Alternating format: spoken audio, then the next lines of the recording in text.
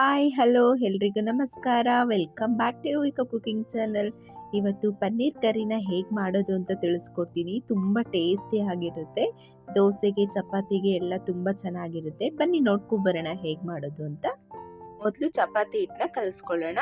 ನಾನಿಲ್ಲಿ 2 ಬೌಲಷ್ಟು ಚಪಾತಿ ಹಿಟ್ಟನ್ನ ತಗೊಂಡು ಅದಕ್ಕೆ ಸ್ವಲ್ಪ ಸಾಲ್ಟ್ನ ಹಾಕ್ಬಿಟ್ಟು ಕೈಯಲ್ಲಿ 1 ಟೈಮ್ ಈ ಥರ ಮಿಕ್ಸ್ ಮಾಡ್ಕೋತೀನಿ. ಇದಕ್ಕೆ ನಾನು ಚಿಕ್ಕ ಗ್ಲಾಸಲ್ಲಿ 1 ಗ್ಲಾಸಷ್ಟು ಹಸಿ ಹಾಲನ್ನ ಹಾಕ್ಕೊತಾ ಇದ್ದೀನಿ.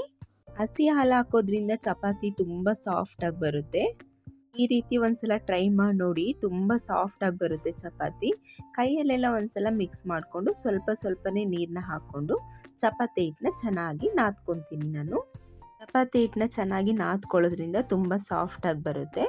ಇವಾಗ ಚಪಾತಿ ಹಿಟ್ಟೆಲ್ಲ ಕಲಸಿದಾಯಿತು ನೋಡಿ. ನಾನು ಇಷ್ಟು ಹದದಲ್ಲಿ ಕಲಿಸ್ಕೊಂಡಿದ್ದೀನಿ. ಇದಕ್ಕೆ ಸ್ವಲ್ಪ ಎಣ್ಣೆನ ಸವರ್ಬಿಟ್ಟು ಇದನ್ನು ಪಕ್ಕಕ್ಕೆ ಎತ್ತಿಟ್ಕೊಳ್ಳೋಣ. ಒಂದು ಬೌಲ್ನ ಕ್ಲೋಸ್ ಮಾಡಿಬಿಟ್ಟು ಚಪಾತಿ ಹಿಟ್ಟು ನೆನ್ಕೊಳ್ಳೋ ಅಷ್ಟರೊಳಗೆ ನಾವು ಪನ್ನೀರ್ ಕರಿನ ಪ್ರಿಪೇರ್ ಮಾಡ್ಕೊಬಿಡೋಣ.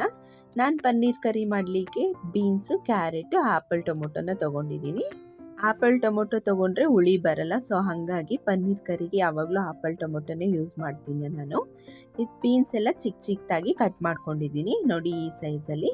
ಕ್ಯಾರೆಟನ್ನು ಸಹ ಅಷ್ಟೇ ಚಿಕ್ಕದಾಗಿ ಕಟ್ ಮಾಡ್ಕೋಬೇಕು. ನೀವು ಇದ್ರ ಜೊತೆ ಬೇರೆ ತರಕಾರಿನೂ ಸಹ ಆ್ಯಡ್ ಮಾಡ್ಕೋಬೋದು. ನಾನು ಇಷ್ಟೇ ಇದ್ದಿದ್ದು, ಸೊ ಹಾಗಾಗಿ ಇಷ್ಟನ್ನೇ ಹಾಕ್ಕೊಂಡಿದ್ದೀನಿ. ಎಲ್ಲ ಕಟ್ ಮಾಡಿದ್ದಾದಮೇಲೆ ಬೀನ್ಸು ಕ್ಯಾರೆಟ್ನ ಒಂದು ಬೌಲಿಗೆ ಟ್ರಾನ್ಸ್ಫರ್ ಮಾಡ್ಕೊತಾ ಇದ್ದೀನಿ. ದೊಡ್ಡದು 2 ಈರುಳ್ಳಿನೂ ಸಹ ಚಿಕ್ಕದಾಗಿ ಕಟ್ ಮಾಡ್ಕೊತಾ ಇದ್ದೀನಿ. ಟೊಮೊಟೊನು ಸಹ ದೊಡ್ಡದಾಗಿ ಕಟ್ ಮಾಡ್ಕೊತಾ ಇದ್ದೀನಿ, ಯಾಕಂದರೆ ಇದನ್ನು ರುಬ್ಬಬೇಕು. ಸೊ ಹಾಗಾಗಿ ದೊಡ್ಡದಾಗಿ ಕಟ್ ಮಾಡಿಕೊಂಡ್ರೆ ಸಾಕು. ಇವಾಗ ಟೊಮೊಟೊ ಎಲ್ಲ ಕಟ್ ಮಾಡಿದ್ದಾಗಿದೆ. ಇದನ್ನು ಒಂದು ಮಿಕ್ಸಿ ಬೌಲಿಗೆ ಹಾಕ್ಕೊಳ್ಳೋಣ. ಮಿಕ್ಸಿ ಬೌಲಿಗೆ ಹಾಕ್ಕೊಂಡು ತುಂಬ ನುಣ್ಣಗೆ ರುಬ್ಕೊಬೇಕು ನೋಡಿ. ರುಬ್ಬಿದ್ದಾಗಿದೆ. ಇಷ್ಟು ನುಣ್ಣಗೆ ರುಬ್ಬಿದ್ರೆ ಸಾಕು. ನೆಕ್ಸ್ಟ್ ಒಂದು ಬಾಣಲಿನ ಇಟ್ಕೊಂಡು 5-6 ಟೇಬಲ್ ಸ್ಪೂನಷ್ಟು ಆಯಿಲ್ನ ಹಾಕ್ಕೊಂಡಿದ್ದೀನಿ. ಅದಕ್ಕೆ 1 ಟೇಬಲ್ ಸ್ಪೂನಷ್ಟು ತುಪ್ಪನ ಸೇರಿಸ್ತಾ ಇದ್ದೀನಿ. ಇದಕ್ಕೆ ಸ್ವಲ್ಪ ಆಯಿಲ್ ಜಾಸ್ತಿನೇ ಇರಬೇಕು. ತುಪ್ಪ ಎಣ್ಣೆ ಎಲ್ಲ ಚೆನ್ನಾಗಿ ಬಿಸಿ ಆದಮೇಲೆ ಇದಕ್ಕೆ ನಾನು 1 ಇಂಚಷ್ಟು ಚಕ್ಕೆ ಮತ್ತು 1-2 ಲವಂಗನ ಹಾಕ್ಕೊತಾ ಇದ್ದೀನಿ. ಸ್ವಲ್ಪ ಫ್ರೈ ಮಾಡ್ಕೊಂಡ್ಬಿಟ್ಟು ಇದಕ್ಕೆ ನಾವೇನು ಕಟ್ ಮಾಡ್ಕೊಂಡಿದ್ವಲ್ಲ ಈರುಳ್ಳಿ, ಅದನ್ನು ಸೇರಿಸ್ಕೊಂಡು ಚೆನ್ನಾಗಿ ಫ್ರೈ ಮಾಡ್ಕೋಬೇಕು. ಈರುಳ್ಳಿದು ಹಸಿ ವಾಸನೆ ಎಲ್ಲ ಹೋಗಿ ಸ್ವಲ್ಪ ಗೋಲ್ಡನ್ ಬ್ರೌನ್ ಬರುತ್ತೆ, ಅಲ್ಲಿ ತನಕ ಚೆನ್ನಾಗಿ ಫ್ರೈ ಮಾಡ್ಕೋಬೇಕು. ಈರುಳ್ಳಿ ಎಲ್ಲ ಫ್ರೈ ಆಗಿದೆ. ಇವಾಗ ಇದಕ್ಕೆ ನಾವೇನು ರುಬ್ಬಿಟ್ಕೊಂಡಿದ್ವಲ್ಲ ಟೊಮೊಟೊ, ಅದನ್ನು ಹಾಕ್ಕೊತಾ ಇದ್ದೀನಿ. ಹಾಕ್ಕೊಂಡಿದ್ದಾದ್ಮೇಲೆ ಚೆನ್ನಾಗಿ ಒಂದ್ಸಲ ಮಿಕ್ಸ್ ಮಾಡ್ಕೊಬೇಕು. ಇದನ್ನು ಆಯಿಲ್ ಮತ್ತು ಈರುಳ್ಳಿ ಒಳಗಡೆ ಚೆನ್ನಾಗಿ ಮಿಕ್ಸ್ ಆಗೋ ಥರ ಹೀಗೆ ಮಿಕ್ಸ್ ಮಾಡ್ಕೊಬೇಕು. ಈ ರೀತಿ ಒಂದ್ಸಲ ಪನ್ನೀರ್ ಮಾಡಿ ನೋಡಿ, ತುಂಬ ಟೇಸ್ಟಿಯಾಗಿ ಬರುತ್ತೆ. ನೆಕ್ಸ್ಟ್ ನಾವು ಇದಕ್ಕೆ ಮಸಾಲ ಆ್ಯಡ್ ಮಾಡ್ಕೊಳ್ಳೋಣ. ನಾನು 1 ಟೇಬಲ್ ಸ್ಪೂನಷ್ಟು ಖಾರದ ಪುಡಿ, 1/4 ಟೇಬಲ್ ಸ್ಪೂನಷ್ಟು ಅರಿಶಿನ, 1 ಟೇಬಲ್ ಸ್ಪೂನಷ್ಟು ಗರಂ ಮಸಾಲೆನ ಹಾಕ್ಕೊಂಡಿದ್ದೀನಿ. ನಿಮಗೇನಾದರೂ ಖಾರ ಕಮ್ಮಿ ಬೇಕಂದರೆ ಸ್ವಲ್ಪ ಕಮ್ಮಿನೇ ಹಾಕ್ಕೊಳ್ಳಿ. ಪನ್ನೀರ್ಗೆ ಯಾವಾಗಲೂ ಸ್ವಲ್ಪ ಖಾರ ಕಮ್ಮಿ ಇದ್ರೇ ಚೆನ್ನಾಗಿರುತ್ತೆ. ಇವಾಗ ಇದ್ರದ್ದು ಹಸಿ ವಾಸನೆ ಎಲ್ಲ ಹೋಗೋ ತನಕ ಚೆನ್ನಾಗಿ ಫ್ರೈ ಮಾಡ್ಕೋಬೇಕು. ಫ್ರೈ ಆಗಿದೆ. ಇವಾಗ ಇದಕ್ಕೆ ನಾವೇನು ಕಟ್ ಮಾಡ್ಕೊಂಡಿದ್ವೆಲ್ಲ ತರಕಾರಿನ, ಅದನ್ನು ಸೇರಿಸ್ಕೊಂಡ್ಬಿಟ್ಟು ಇದನ್ನು ಎಣ್ಣೆನಲ್ಲೇ 1-2 ನಿಮಿಷ ಚೆನ್ನಾಗಿ ಮೀಡಿಯಮ್ ಫ್ಲೇಮಲ್ಲಿ ಫ್ರೈ ಮಾಡ್ಕೋಬೇಕಾಗುತ್ತೆ. ಈ ರೀತಿ ಫ್ರೈ ಮಾಡ್ಕೊಳ್ಳೋದ್ರಿಂದ ತರಕಾರಿ ಸ್ವಲ್ಪ ಬೇಗ ಬೇಯುತ್ತೆ. ಸೊ ಹಾಗಾಗಿ ಎಣ್ಣೆನಲ್ಲೇ ಚೆನ್ನಾಗಿ ಫ್ರೈ ಮಾಡ್ಕೊಬೇಕು. 1-2 ನಿಮಿಷ ಮೀಡಿಯಮ್ ಫ್ಲೇಮ್ ಇಟ್ಕೊಂಡು. ನೀವೇನಾದರೂ ಒಣಗಿರೋ ಬಟಾಣಿನ ನೆನೆಸಿ ತೊಗೊತೀನಿ ಅಂತ ಅಂದರೆ ಈ ಟೈಮಲ್ಲೇ ಬಟಾಣಿನ ಹಾಕ್ಕೊಳ್ಳಿ. ನಾನಿಲ್ಲಿ ಹಸಿ ಬಟಾಣಿ ತೊಗೊಳ್ಳೋದ್ರಿಂದ ತರಕಾರಿ ಒಂದು ಅರ್ಧ ಬೆಂದಾದಮೇಲೆ ನಾನು ಹಸಿ ಬಟಾಣಿನ ಸೇರಿಸ್ಕೊತೀನಿ. ಹಸಿ ಬಟಾಣಿ ಬೇಗ ಬೇಯುತ್ತಲ್ಲ, ಸೊ ಹಾಗಾಗಿ ಇವಾಗಿದು ಚೆನ್ನಾಗಿ ಫ್ರೈ ಆಗಿದೆ. ಇದಕ್ಕೆ ನಾವು ಸ್ವಲ್ಪ ನೀರನ್ನ ಸೇರಿಸ್ಕೊಳ್ಳೋಣ. ನಾನಿಲ್ಲಿ ಮಿಕ್ಸಿ ಜಾರ್ನ ವಾಶ್ ಮಾಡಿಕೊಂಡು ಸ್ವಲ್ಪ ನೀರನ್ನ ಹಾಕ್ಕೊಂಡಿದ್ದೀನಿ. ನೀರನ್ನ ಹಾಕ್ಕೊಂಡು ಚೆನ್ನಾಗಿ ಒಂದ್ಸಲ ಮಿಕ್ಸ್ ಮಾಡ್ಕೋಬೇಕು. ನಿಮಗೇನಾದ್ರೂ ಗಟ್ಟಿ ಬೇಕು ಅಂದರೆ ನೀರನ್ನ ಸ್ವಲ್ಪ ಕಮ್ಮಿ ಹಾಕ್ಕೊಳ್ಳಿ. ಸ್ವಲ್ಪ ತೆಳುವಿಬೇಕು ಅಂದರೆ ನೀರನ್ನ ಸ್ವಲ್ಪ ಜಾಸ್ತಿ ಆ್ಯಡ್ ಮಾಡ್ಕೊಳ್ಳಿ. ಇದಕ್ಕೆ ಇವಾಗ ರುಚಿಗೆ ಎಷ್ಟು ಬೇಕೋ ಅಷ್ಟು ಸಾಲ್ಟ್ನ ಹಾಕ್ಕೊಳ್ಳೋಣ. ನಿಮಗೇನಾದರೂ ಸ್ವಲ್ಪ ಗಟ್ಟಿ ಬೇಕು ಅಂದರೆ ನೀರನ್ನು ಸ್ವಲ್ಪ ಕಮ್ಮಿ ಹಾಕ್ಕೊಳ್ಳಿ. ಏನು ಸ್ವಲ್ಪ ತೆಳು ಬೇಕಂದರೆ ನೀರು ಸ್ವಲ್ಪ ಜಾಸ್ತಿ ಹಾಕ್ಕೊಳ್ಳಿ. ಲಿಡ್ನ ಕ್ಲೋಸ್ ಮಾಡಿಬಿಟ್ಟು 1 ನಿಮಿಷ ಬೇಯಿಸ್ಕೊಳ್ಳೋಣ. ಅಷ್ಟರಲ್ಲಿ ನಾವು ಪನ್ನೀರನ್ನ ಕಟ್ ಮಾಡ್ಕೊಳ್ಳೋಣ. ಆಲ್ಮೋಸ್ಟ್ ನಾವು ಮಿಲ್ಕಿ ಮಿಸ್ ಪನ್ನೀರೇ ಯೂಸ್ ಮಾಡೋದು. ನಾನು ಇದರಲ್ಲಿ ಹಾಫ್ ಅಷ್ಟೇ ಯೂಸ್ ಮಾಡೋದು. ಇದು 250 ಗ್ರಾಮ್ ಪನ್ನೀರ್ ಇದೆ, ಇದರಲ್ಲಿ ಹಾಫ್ನ ತೊಗೋತೀನಿ ನಾನು. ನೋಡಿ, ಅರ್ಧ ಕಟ್ ಮಾಡ್ಕೊತಾ ಇದ್ದೀನಿ. ಎಷ್ಟು ಸಾಫ್ಟಾಗಿದೆ ಪನ್ನೀರ್ ಅಂತ. ಇದರಲ್ಲಿ ಒಂದು ಭಾಗ ಅಷ್ಟೇ ಯೂಸ್ ಮಾಡಿಕೊಂಡು ಒಂದು ಭಾಗನ ತೆಗೆದಿಟ್ಕೊತೀನಿ. ನೆಕ್ಸ್ಟ್ ಇನ್ನೊಂದು ಸಲ ಏನಾದರೂ ಮಾಡಲಿಕ್ಕೆ ನೆಕ್ಸ್ಟು ಚಿಕ್ಕದಾಗಿ ಕಟ್ ಮಾಡ್ಕೊತೀನಿ. ನಾವು ಸ್ವಲ್ಪ ಚಿಕ್ಕದಾಗೇ ಕಟ್ ಮಾಡ್ಕೊಳ್ಳೋದು. ಕೆಲವೊಬ್ಬರು ದೊಡ್ಡದಾಗಿ ಕಟ್ ಮಾಡ್ಕೊತಾರೆ. ನಮಗೆ ಸ್ವಲ್ಪ ಚಿಕ್ಕದಾಗಿದ್ರೇ ಚೆನ್ನಾಗಿರುತ್ತೆ.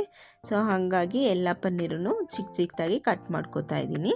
ಪನ್ನೀರಲ್ಲಿ ತುಂಬ ರಿಚ್ ಪ್ರೋಟೀನ್ ಇರೋದ್ರಿಂದ ಅಟ್ಲೀಸ್ಟು ವೀಕ್ಲಿ 2 ಟೈಮ್ಸು ಯೂಸ್ ಮಾಡಬೇಕು. ಕಟ್ ಮಾಡ್ಕೊಂಡಿದ್ದೆಲ್ಲ ಆಗಿದೆ. ಇವಾಗ ಲಿಡ್ನ ಓಪನ್ ಮಾಡೋಣ. ನೋಡಿ ಎಷ್ಟು ಚೆನ್ನಾಗಿ ಎಣ್ಣೆ ಎಲ್ಲ ಬಿಟ್ಕೊಂಡು ಫ್ರೈ ಆಗಿದೆ. ಇವಾಗ ಅರ್ಧ ತರಕಾರಿ ಬೆಂದಿದೆ. ನೀಟಾಗಿ ಒಂದ್ಸಲ ಮಿಕ್ಸ್ ಮಾಡಿಕೊಂಡು ಇದಕ್ಕೆ ನಾನು ಹಸಿ ಬಟಾಣಿನ ಆ್ಯಡ್ ಮಾಡ್ಕೊತೀನಿ. ಈ ಟೈಮಲ್ಲಿ ನೀವೇನಾದರೂ ಒಣಗಿರೋದನ್ನ ತೊಗೊಂಡು ನೆನೆಸ್ಕೊಂಡಿದ್ದೀರಾ ಅಂತಂದರೆ ಫಸ್ಟೇ ಆ್ಯಡ್ ಮಾಡ್ಕೋಬೇಕು. ಹಸಿ ಬಟಾಣಿನ ಒಂದು 1/4 ಬೌಲಷ್ಟು ಆ್ಯಡ್ ಮಾಡಿಕೊಂಡು ನೀಟಾಗಿ ಮಿಕ್ಸ್ ಮಾಡಿಕೊಂಡು ಒಂದು 2 ಮಿನಿಟ್ಸು ಚೆನ್ನಾಗಿ ಫ್ರೈ ಮಾಡ್ಕೊಳ್ಳೋಣ. ಇವಾಗ ಇದು ಫ್ರೈ ಆಗಿದೆ ಚೆನ್ನಾಗಿ. ನೀಟಾಗಿ ಒಂದ್ಸಲ ಮಿಕ್ಸ್ ಮಾಡಿಕೊಂಡು ನಾವೇನು ಕಟ್ ಮಾಡ್ಕೊಂಡಿದ್ವಲ್ಲ ಪನ್ನೀರನ್ನ ಅದನ್ನು ಆ್ಯಡ್ ಮಾಡ್ಕೊತಾ ಇದ್ದೀನಿ. ನಿಧಾನಕ್ಕೆ ಫ್ರೈ ಮಾಡ್ಕೋಬೇಕು, ಯಾಕಂದರೆ ಪನ್ನೀರ್ ಸಾಫ್ಟ್ ಇರುತ್ತಲ್ಲ, ಕಟ್ಟಾಗಿ ಹೋಗ್ಬಿಡುತ್ತೆ. ಸೊ ಹಾಗಾಗಿ ಫ್ರೈ ಮಾಡ್ಕೊಂಡಿದ್ದಾದಮೇಲೆ ನಾನು ಫಸ್ಟೇ ನೆನೆಸ್ಕೊಂಡಿದ್ದಂಥ ಗೋಡಂಬಿನ ಹಾಕ್ಬಿಟ್ಟು ನುಣ್ಣಗೆ ರುಬ್ಕೊಂಡ್ಬಿಟ್ಟು ಅದನ್ನು ಸಹ ಸೇರಿಸ್ಕೊತಾ ಇದ್ದೀನಿ. ಇದು ಹಾಕೋದ್ರಿಂದ ಟೇಸ್ಟು ತುಂಬ ಚೆನ್ನಾಗಿ ಬರುತ್ತೆ. ಗೋಡಂಬಿ ಜೊತೆ ಒಂದೆರಡು ಬಾದಾಮಿ ಇದ್ರೂ ಸಹ ಚೆನ್ನಾಗಿ ಬರುತ್ತೆ ಟೇಸ್ಟು.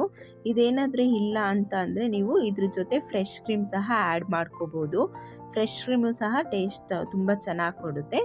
ಇವಾಗ ಇದಕ್ಕೆ ಸ್ವಲ್ಪ ಕಸ್ತೂರಿ ಮೆಂತ್ಯನ ಈ ಥರ ಕ್ರಷ್ ಮಾಡಿ ಕೈಯಲ್ಲಿ ಹಾಕೋತಾ ಇದ್ದೀನಿ. ಕಸ್ತೂರಿ ಮೆಂತ್ಯ ಹಾಕೋದ್ರಿಂದ ಎಕ್ಸ್ಟ್ರಾ ಟೇಸ್ಟ್ ಕೊಡುತ್ತೆ. ಸೊ ಹಾಗಾಗಿ ಇದ್ರ ಜೊತೆ ಸ್ವಲ್ಪ ಕೊತ್ತಂಬರಿ ಸೊಪ್ಪನ್ನ ಹಾಕಿಬಿಟ್ಟು ನೀಟಾಗಿ ಮಿಕ್ಸ್ ಮಾಡ್ಕೋಬೇಕು. ಮಾಡ್ತಾ ಇರುವಾಗಲೇ ಸ್ಮೆಲ್ಲು ಘಮ ಘಮ ಅಂತ ಬರ್ತಾಯಿತ್ತು. ಇವಾಗ ಇದಕ್ಕೆ 1 ಟೇಬಲ್ ಸ್ಪೂನಷ್ಟು ತುಪ್ಪನ ಹಾಕ್ಕೋತಾ ಇದ್ದೀನಿ. ತುಪ್ಪ ನೀವು ಬೇಕಂದರೆ ಹಾಕ್ಕೊಳ್ಳಿ, ಬೇಡ ಅಂತಂದರೆ ಸ್ಕಿಪ್ ಮಾಡ್ಬೋದು. ನೋಡಿ ಎಷ್ಟು ಚೆನ್ನಾಗಿ ಕಾಣಿಸ್ತಿದೆ ಅಂತ. ಟೇಸ್ಟು ತುಂಬ ಚೆನ್ನಾಗಿ ಬಂದಿತ್ತು. ಇವಾಗ ಇದು ರೆಡಿ ಆಯಿತು. ಚಪಾತಿ ಹಿಟ್ಟು ಚೆನ್ನಾಗಿ ನೆನೆದಿತ್ತು. ಇವಾಗ ಚಪಾತಿನ ಮಾಡ್ಕೊತಾ ಇದ್ದೀನಿ.